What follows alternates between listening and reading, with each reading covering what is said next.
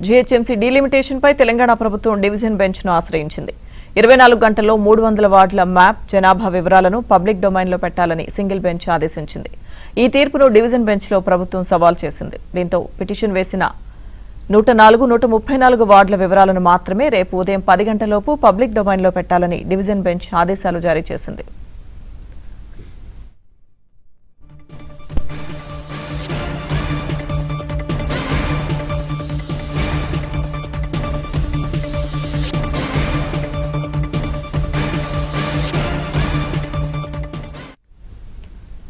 GHMC delimitation పై తెలంగాణ ప్రభుత్వం division bench ను ఆశ్రయించింది. 24 గంటల్లో 300 వార్డుల మ్యాప్ జనాభా వివరాలను పబ్లిక్ డొమైన్లో పెట్టాలని సింగిల్ బెంచ్ ఆదేశించింది. ఈ తీర్పును డివిజన్ బెంచ్ లో ప్రభుత్వం సవాల్ చేసింది. దీంతో పిటిషన్ వేసిన 104, 134 వార్డుల వివరాలను మాత్రమే రేపు ఉదయం 10 గంటలలోపు పబ్లిక్ డొమైన్లో పెట్టాలని డివిజన్ బెంచ్ ఆదేశాలు జారీ చేసింది.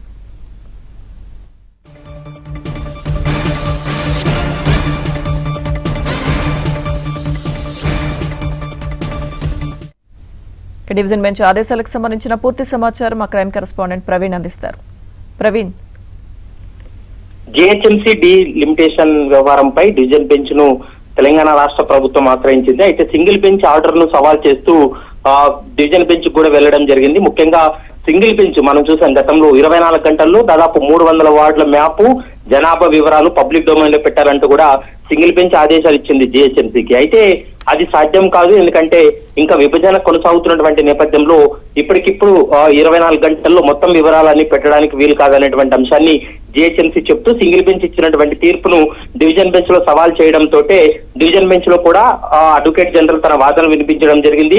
అయితే డివిజన్ బెంచ్ అయితే మాత్రం మధ్యంతర ఉత్తర్వులు ఇచ్చింది. పిటిషన్ వేసినటువంటి 2 వార్డుల వివరాలను మాత్రమే పబ్లిక్ డొమైన్ లో పెట్టాలంటూ కూడా డివిజన్ బెంచ్ మధ్యంతర ఉత్తర్వులు జారీ చేసింది. రేపు ఉదయం 10 గంటల లోపు 104, 134 వార్డులకు సంబంధించినటువంటి మ్యాప్ జనాభా వివరాలు, మరోవైపు పబ్లిక్ డొమైన్ లో వీటన్నిటినీ కూడా వివరాలతో కూడినటువంటి మొత్తం వివరాలన్నీ కూడా పబ్లిక్ డొమైన్ లో ఉంచాలనేటువంటి అంశాన్ని అయితే మాత్రం డివిజన్ బెంచ్ ఆదేశించింది. అయితే 300 వార్డుల మ్యాప్ కావచ్చు, జనాభా వివరాలు పబ్లిక్ డొమైన్ లో పెట్టాలనేటువంటి అంశాన్ని అయితే మాత్రం పరిగణలోకి తీసుకోకుండా కేవలం 2 వార్డులకు సంబంధించి మాత్రమే ఆదేశాలు ఇచ్చినటువంటి పరిస్థితి అయితే స్పష్టంగా కనిపిస్తుంది.